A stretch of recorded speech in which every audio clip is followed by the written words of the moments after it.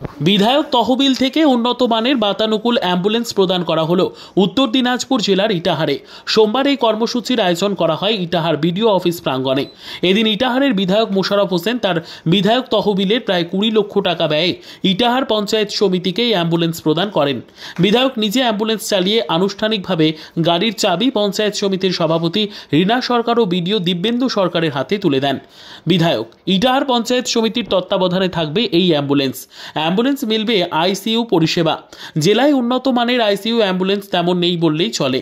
যে দুই একটা আছে তা তেমন উন্নত মানের নয় এবং ভাড়াও অনেক ব্যয় সাপেক্ষ।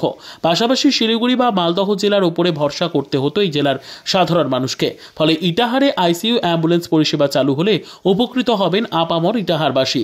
ইটাহার ব্লকের বিভিন্ন এলাকার সাধারণ মানুষ দুরারোগ্য রোগীকে লাইফ সাপোর্ট দিয়ে জেলা তথা রাজ্যের বিভিন্ন প্রান্তের পাশাপাশি ভিন রাজ্যে কম খরচে নিয়ে যেতে পারবেন বলে দাবি বিধায়কের।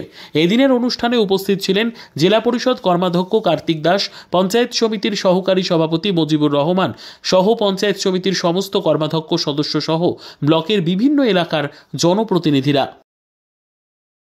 বিধায়ক এলাকা উন্নয়ন তহবিল থেকে সাধারণ দুস্থ অসহায় মানুষদের রোগীদের জন্য একটা বড় অ্যাম্বুলেন্স টাটা উইঞ্জার কোম্পানির এই অ্যাম্বুলেন্সটি এখানে আজকে ইটাহার পঞ্চায়েত সমিতিকে প্রদান করা হলো।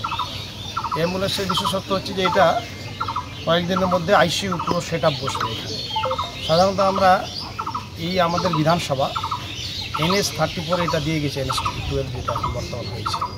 সেখানে একটা বড় রকমের অ্যাক্সিডেন্ট হলে, হ্যামারেজ বা বড় রকমের কিছু দুর্ঘটনা হলে আমাদের তৎক্ষণাৎ তড়িঘড়ি লাইফ সাপোর্টে দূরে পেশেন্টকে নিয়ে যেতে হয় বাঁচিয়ে রাখার জন্য।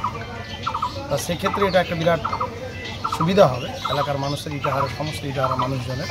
এটা আমার দীর্ঘদিন ধরে দেওয়ার ইচ্ছা ছিল। তা আজকে এটা আমরা ইটাহার পঞ্চায়েত সমিতিতে ভিডিওকে আমরা এবং সভাপতিকে এটা আমরা হ্যান্ড ওভার করব। কত টাকা দাম এমনি এটা আনুমানিক 20 লক্ষ টাকা দাম আছে এবং আইসিইউ সেট আপ বসবে, সেই নিয়ে একটা আর কিছুটা খরচ হবে। কিন্তু এটা পুরো আইসিইউ সেট আপ বসার পরে টেকনিশিয়ান থাকবে এবং এটা ফুললি এসি বড় গাড়ি, সেখানে রোগী এবং রোগীর আত্মীয় পরিজনরা এখানে সহজে যেতে পারবে কম খরচে। এটা কি স্বাস্থ্যকেন্দ্রে যাবে না এখান থেকে পরিষেবা মানুষ পাবে? না, এটা এই সমগ্র ইটাহার থেকে যেখান থেকে দরকার পড়বে রোগী যেখানে থাকবে সেখান থেকে নিয়ে দূর দূরান্ত পর্যন্ত এই গাড়ি বহন করতে হবে। রাজ্যের বাইরেও এই গাড়ি নিয়ে যেতে পারবে। সেই রকমের রেজিস্ট্রেশন, ইন্স্যুরেন্স এবং অন্যান্য কাগজপত্র সেভাবে তৈরি করা হয়েছে। ব্যুরো রিপোর্ট, উত্তর বাংলা সংবাদ।